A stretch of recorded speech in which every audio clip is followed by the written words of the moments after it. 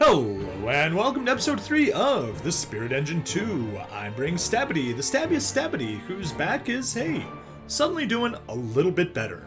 With me once again, I have Anwise. Please introduce yourself. I'm Nweiss, as ever, the person who introduced Stabity to this game. And hey, it's great to hear your back's feeling better. Wait a second, we got a problem? No, we don't.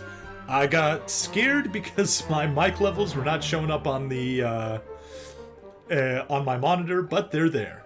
Anyway, before we started recording, you were mentioning, well, I said, oh, what a coincidence. This is our party. That wasn't there before, right? And it's not a coincidence, right? That's correct. The party that's displayed on the menu screen and the background is dependent on the party and chapter of the game in the last save that was made. Well, speaking of the last save that was made, I think it's time to get going. My party, level 10, the Tearful Shrine. So, in all fairness, I totally should have done this as part of episode 2. However, my voice was going out, and this looks like it'll be dialogue heavy. Here you are. We were beginning to worry that you might need rescuing yourselves. You have the girl, alive. Where is the other child? Well, the boy is dead. We couldn't get to him in time. For what it's worth, 2 of the assassins have perished too. Oh no, poor Relay. How could anybody do such a horrible thing? Merciful heavens, this is an awful business indeed. We're close to the border here. Do you think the murderers were Yigaren? Those fiends might just do such a thing. I don't believe so. Though I've never heard of these keepers before, they left no indication as to who they were or what they wanted here. I'm so sorry. I wish we could have done more.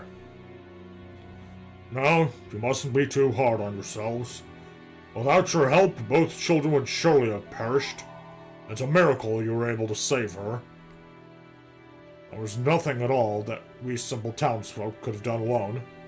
There is nothing more that we can do if these monsters return to try again.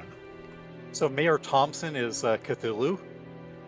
Well, I'm not going the full that I was doing with Cthulhu, but yeah, despite not looking like it on the sprite, his character arc, his portrait rather, does make it look like he might have a bit of a thick upper lip. Okay, continuing on. You're absolutely right, Mayor. The girl cannot stay here. These assassins will be back, and next time, you won't be so lucky. If you like, I can take custody of her. I'm traveling east towards Kilstarin. She will be safe with me, I can assure you. It would be unwise for anyone to try and look after the child alone. We don't know who wants her dead or why. We should let the authorities take charge of her well-being. Being this close to the border, the army should be our first option. Longreach is not far from here. We could leave her in their custody for the time being. On the edge of the Great Plains? You think she'll be safer next to a potential war zone? Surrounded by 12,000 soldiers in the strongest fortress in all of Loreftane? I cannot think of anywhere safer. I would happily leave my own sons in their care. Race's idea sounds sensible. With someone to watch over her night and day, we would be free to make some inquiries about her situation, without putting her at risk. This is quite unnecessary. An army fort is no place for a young girl. I'm quite happy to look after her myself. I'm sure she'd prefer that. Maybe we should let Isabel decide herself. What do you think, Isabel? I don't really know, but if I have to go anywhere, I want to go with you 3.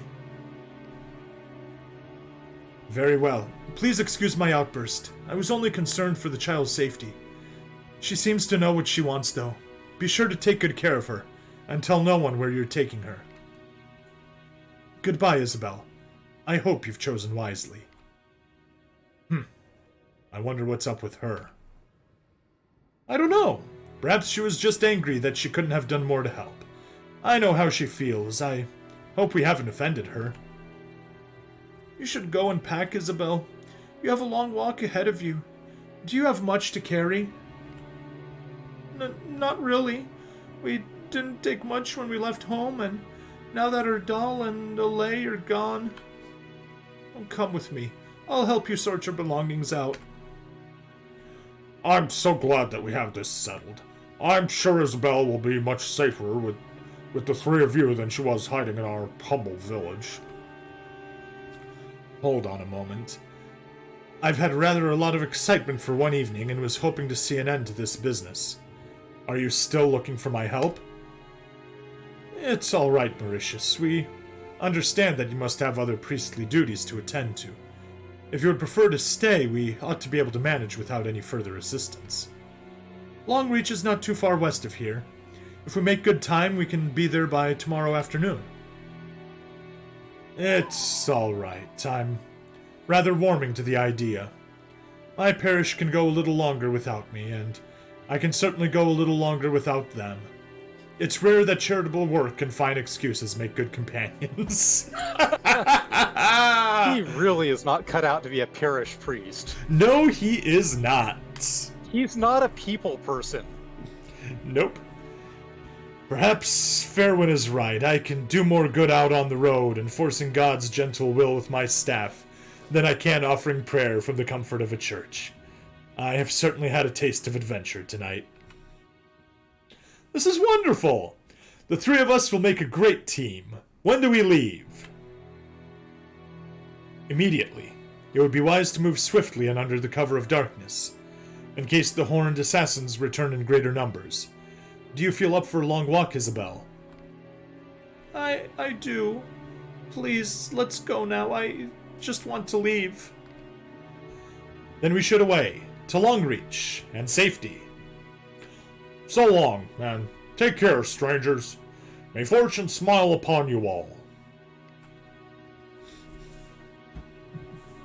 I'd like to take a moment to comment on how this game handles storytelling with the variable party, because I actually think it's really clever, and at this point you can sort of understand what's going on.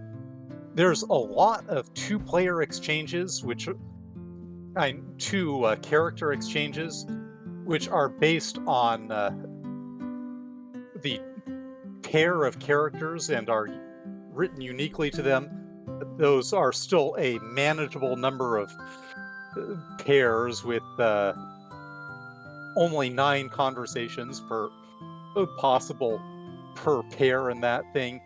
For 3-player conversations where it would be completely unmanageable, what they did to make it manageable is they gave each character in a given slot a similar, not identical, but similar personality, so that they could, when they swap stuff out with them in a conversation, they could make the general flow of all the 3-person conversations the same, even if some of the individual elements of that conversation were different based on a particular person talking. So character 1 is always a little misanthropic and grouchy. Mericious actually, I think, is the least so of them, but he still fits the general mold. Number 2 is optimistic and a little naive. Number 3 is experienced and intelligent and dutiful. All 3 of them. Okay. But you just gave me an idea for a great bit of thread participation, and I hope some people take us up on it. Play along with a different party, and take a peek. Compare some of the conversations. Feel free to drop them in the thread, and yeah, I'd love to take a look at the options and see what's happening there. Anyway, on that note, I think... Yeah, go ahead. I'm just saying, I think at this point you can see the conversations that have happened actually feel very natural, which I think is a testament to how well he did with this little trick. Yep. Yeah, absolutely. And I think if we get some other people playing some other parties and posting comparisons of the conversation, we can definitely see some other bits of how this was managed. And as we can see, Yeagara, which was mentioned, is just across the border to the west there. Yep. It looks like there are forts marked with flags on either side, and then settlements marked with dots. Chapter 2 could also be known as Mark Pay Does Not Understand Military Ranks. Ooh, that gets me excited to see how annoyed I'll get. Indeed. Anyway, on that note, Chapter 2, Gunpowder and Steel.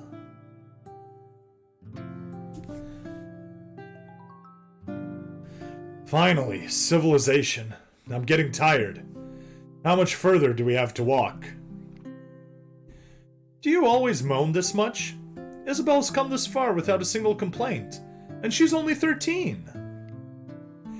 Yes, well, when you reach my age, the years start to take their toll, and I never have been too well suited to physical exertion. Both of you need to be quiet. These trader stations are rather rough establishments, frequented by all manner of cross-border smugglers and ruffians. We should avoid drawing too much attention to ourselves. Unfortunately, this is also the last stop before we cross the plains. We ought to take a break here. That sounds like a good idea. Now I'm going to see if there's a place around here that offers a decent meal. I can't walk on an empty stomach. I'm going to look for a lavatory. I don't know. Looking at the general layout of this place, I think he's probably more likely to find a latrine than a lavatory. Well, as is about to say... Don't tell me that I called it. He literally, it smells like they used the gutter. He literally... I'm sorry. I totally I clicked next before going to it. Do you need anything yourself, Isabel? Are you hungry? No, I'm fine. Thanks, ma'am. I had plenty for dinner last night, just before.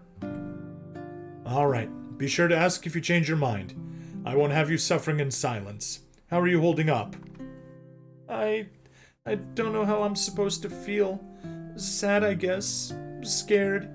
I keep thinking about Alay and Ardal and how I shan't be able to see them again for a very long time. Isabel, I know that you won't want to talk about it, but it's important for all of us that you do. Do you have any idea why those men wanted to harm you? No, I'm sorry, ma'am. I don't know who they were. I don't know why they were chasing us. That's all right. You're rather quiet, you know. Not at all like my two boys were at your age. The noisy little devils. I'm not quite sure how best to handle you.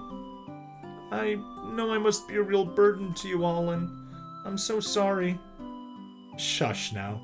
You couldn't be more wrong. I like a challenge. I have a chance here to do some real good, unconcerned by morals or politics. Do some good, unconcerned by morals. I think what she's saying is this is not exactly a moral dilemma situation. The right thing is plain and clear, and she doesn't have to rack her brain over it. Okay, I definitely wouldn't have guessed that, but it at least makes some sense. That's a rare thing in life, truth be told. I've not felt this refreshed for a long time. I'd much rather be out here than lecturing to a hall full of stuffy old businessmen in Kilstarran. Are you a teacher? I've never had a real one. We never stayed in any place long enough to attend school. What do you teach? Security matters, mostly. Risk assessment, personnel management, private militia deployments. It's not terribly exciting, is it? But it's enough to keep the family coffers filled. My early pension is not as generous as I would have hoped, given the manner of my departure. And Jeremiah needs the support for his office, though he is embarrassed to take it directly, bless him. You used to be an important person in the army, didn't you, ma'am? I've seen pictures of you in the papers. Don't you lecture about that? I did, once. But nobody wants to hear. I'm not the most popular person in some high places, Isabel. My military days are well behind me now, and I need to leave them there. Okay, I'm done. Hopefully that was a lavatory I found. I saw several traders over here there selling equipment. We might want to check their stock before we set out. The sooner we get moving, the better. People here keep giving me strange looks. Why do I get the feeling that I'm the first priest many of them have ever seen? The woman behind the counter kept staring at me as if I'd come from the moon. You must be brave if you're trying the local food, Mericious. It looks rather exotic. What have you bought? I have no idea, but the woman at the stall recommended it. Right now, I'm hungry enough to eat almost anything. Does anyone want some? Grace? Isabel? Oh, since he said Grace, you do know the joke about saying grace, right? Tell me. Okay, everyone, let's say Grace. Grace! Ha ha. No, thank you. I ate well enough last night. Ew. I can smell that from here. I don't think you should be eating it, Mericious. Jesus, that must be a strong smell, given where she's standing compared to... Yep. Now that you mention it, the filling does smell a little ripe. I had wondered why there wasn't a queue outside the stall. I think I've been duped. Never mind, we can get a proper meal at the fortress. We only need to walk another 4 furlongs to reach it now. It won't be an easy trek, though. We still have to cross a short stretch of the Great Plains. The Great Plains are no man's land, a 300-furlong-wide wilderness separating us from the border with the Yeagara. We'll only find friendly Lareftes patrols on this side, but we must look out for less welcoming wildlife and stray crossfire. Don't look so worried. It's nothing we shouldn't be able to handle. Crossfire? Why are the Yeagarans firing at us? I thought that we were still at peace with them. We are, but they trade daily artillery fire with the long-reach batteries across the plains. They never aim to hit anything besides looking impressive. It helps to train the gunners. The fortress is actually the safest place on the plains. They wouldn't dare aim directly at it for fear of hitting it and causing a major incident. Oh, this is all so wonderfully educational. This was your great idea, marching us through a firing range. Relax, Mericious. It's really nowhere near as dangerous as it might sound. Plenty of traders make the crossing each and every day to reach the fortress. Few of them are as well equipped as ourselves. Our main concern will be the local wildlife. The incessant roar of the guns has driven most of them quite mad, and they are likely to attack if they feel threatened. Anticipating the journey ahead, Grace recalls the skills Explosive Shell and Black Bullet. These can now be assigned skill points and can be added to her skill chains. This information has been brought to you by the narrator. Now, we should get moving. If I remember correctly, the volume of fire is highest in late morning.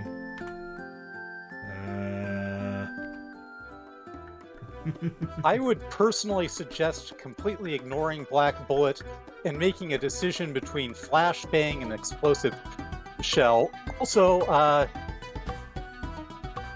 you really need to, I think you're missing possible interactions because of, okay, I would suggest instead of using the keyboard, using the mouse, because, amongst other things, there's a conversation right at that, if you have the mouse pointer where you're about to walk to, you can see where it changes to talk to people, which wasn't a big deal in Chapter 1, but... Yep, interesting, I see. Can we talk to don't these people? Go... Doesn't look like No, that. no. Keep going left or no? No, not left. That's the end. Yeah, that's the... But you'll see, as... Hey, what do you know? There actually are latrines. Or lavatories, rather. At both these stalls you passed actually had conversations and shops. Yeah, it was weird. Okay, I need to be standing in front of it. There we go. Talk to Sergio. say anything you like.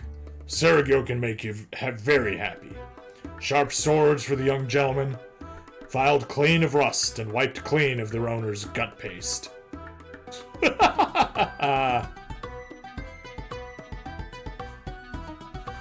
Okay. We'll probably want the longsword over Ichthal's blade for this. Ichthal's blade is good if he's going to be relying on magical skills, but the longsword has a... Longsword has 2 more damage compared to Ichthal's blade. The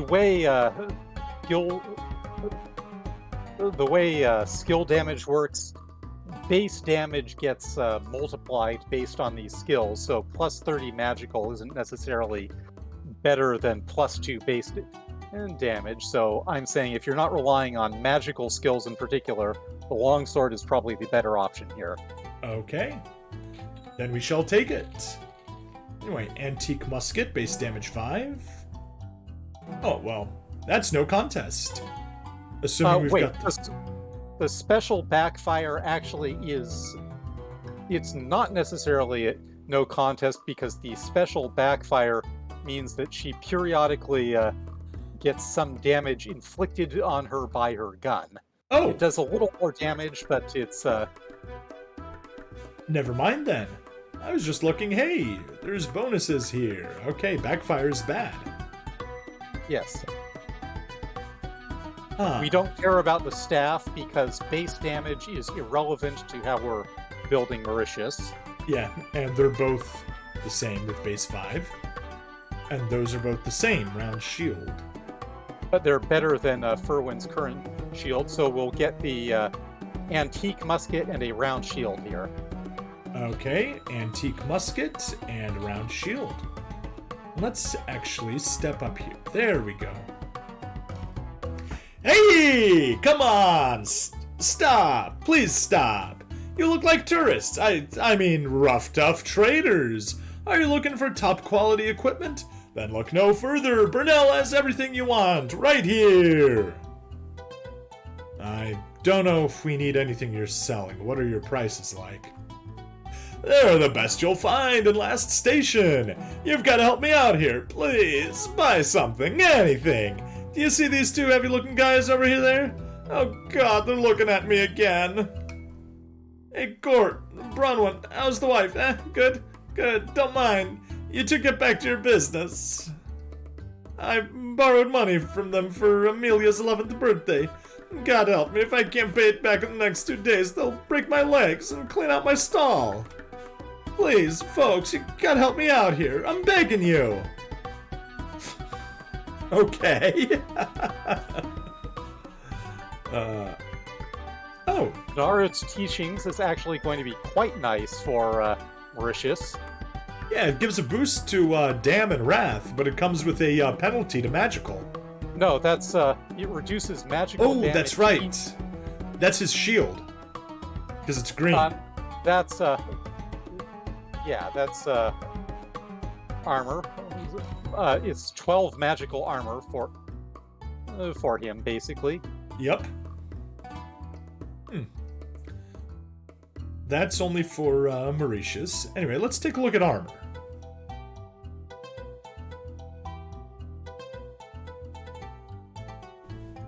The marksman's jacket I actually really like, even if it's...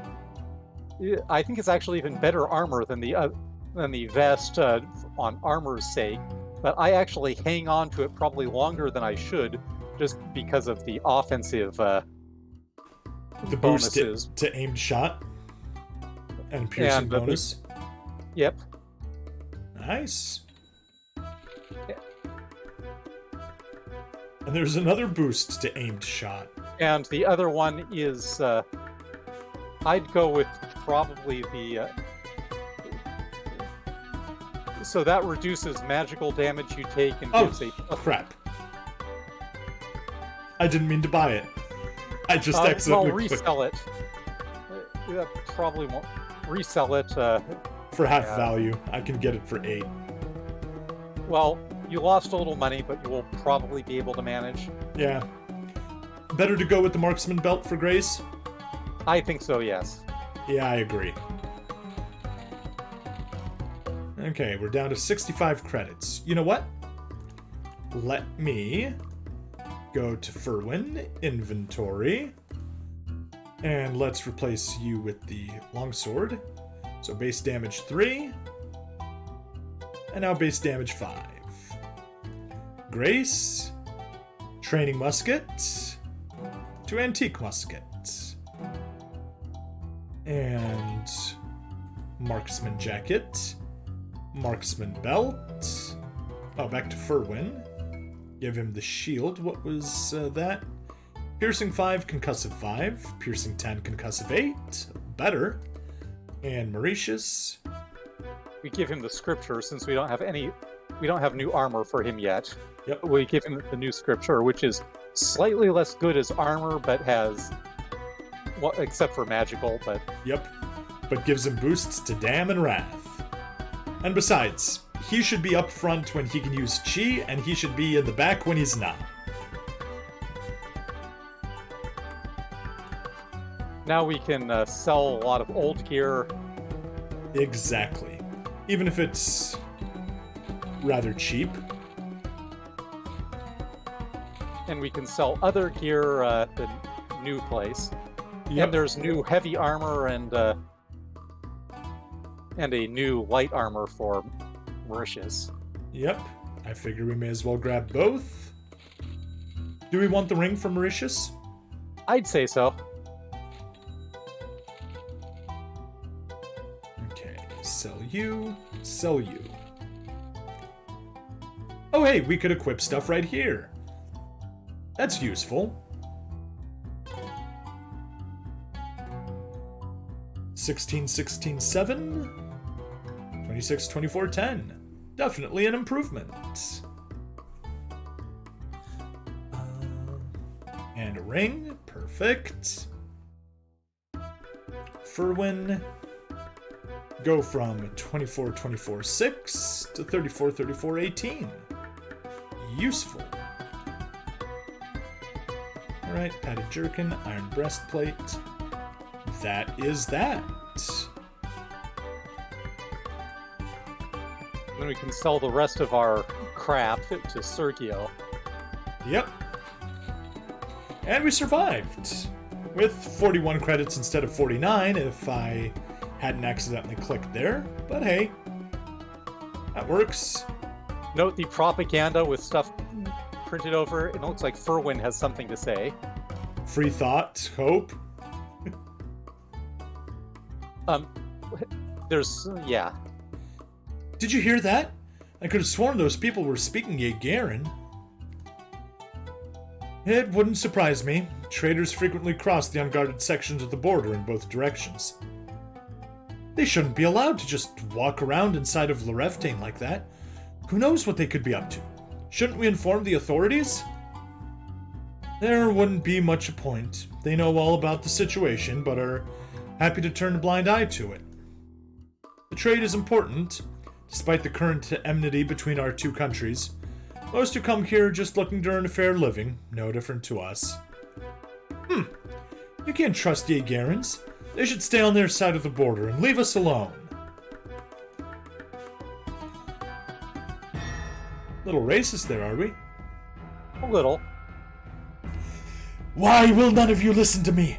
Are you all so bewitched by their magic? Can you not see how they toy with us? We're not free. We never have been. Come on now, Artie. Calm down and take your medicine. You know this kind of thing is only going to get you in trouble. Can't you understand? There's too many of us now. They can't control us all. That's why they turn us against each other. But I'm special. That's why they've come for me. You have to help. You have to.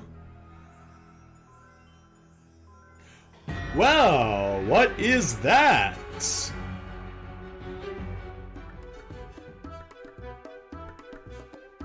What? My jaw is just hanging right now. Poor Artie. He was never quite the same since he came back from the spirals last year in a terrible state. I hope this inspectorate can fix him back to his old self. I do miss his stories. saw the Rakari once at the Parliament of Stars, while my father was on business in the city. They rarely speak, but when they do, they don't use words. It feels like you just remembered a conversation that never happened. I think they look horrid. Our dolls said they were dangerous and that we should never, ever go near them. Calm now, Isabel. Don't be so quick to judge. Not everything is as it appears. The Rakari are written of in the early chapters of the good book. Messengers from God who chose exile in order to serve and protect us here on Medea. Given our society's predilection for vice, we should consider ourselves fortunate to be governed by creatures free of human weakness. And you mentioned the tentacles on the propaganda posters. Yeah, that's a stylized Rakari face. Okay. Amadeus! There you are, boy. Do you have something for me? That's a fine creature you have there. What was it delivering? It's a letter from a girl I know back home. Her name is Marie, and she works at the city hotel. We've been writing to each other for a while now. You're being very coy all of a sudden. Who is this young lady, then? That foolish grin on your face leads me to suspect we're talking about a girlfriend. We met whilst she was serving my father's company ball. I couldn't be seen talking to a waitress, but I just knew from the look in her eyes that I had to find her again the next morning. And there she was, waiting on the steps. That was 2 years ago now. I love Marie, and when I'm with her, I feel like the luckiest man alive. These letters are the only reason I can bear to be so far from home. 2 years is a long time to spend together without marriage. I hope you have plans to rectify that. Mericious being the good priest here. I'm sure he does, don't you, Fairwin? I bet you can afford a big wedding with a band and flowers and cake. I don't know, Isabel. It's complicated. My parents don't know about Marie yet, and if they did, I don't think they would be very happy with me. Father especially. They already have my marriage arranged to a girl named Aline Forsyth. They've had it planned with the Forsyth family since I was a child, but Aline has only just come of age herself.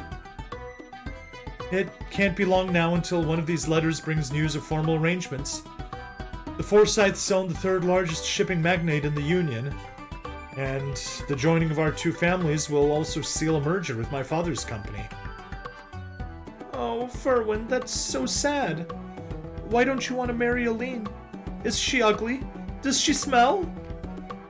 Oh, no, not at all. We've been formally introduced, and she's very sweet. But we don't love each other, and I don't know if we ever could. She doesn't want this marriage any more than I do. I find myself torn between the two loves of my life, my parents and Marie. Some days I wish I could just run away from it all. How can I do what's right for both of them? I don't know, Fairwin. It sounds like you have a difficult decision to make. It's why I was happy to pursue my knighthood out here on the open road. The further I am from my parents, the longer I can hold off the marriage. Their patience will run out eventually, though. Then I will have to choose. He has the most wholesome personal dilemma. He does! He really does. But you know, we are about 33 minutes in, and that's kind of what I'm shooting for episode times. So I think we can wrap up episode 3 right here. But if you're on stream, stick around. We'll be recording the next episode.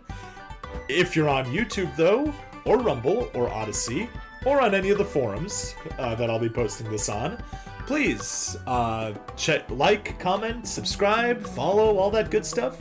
Check me out on AltTech on Rumble and BitChute.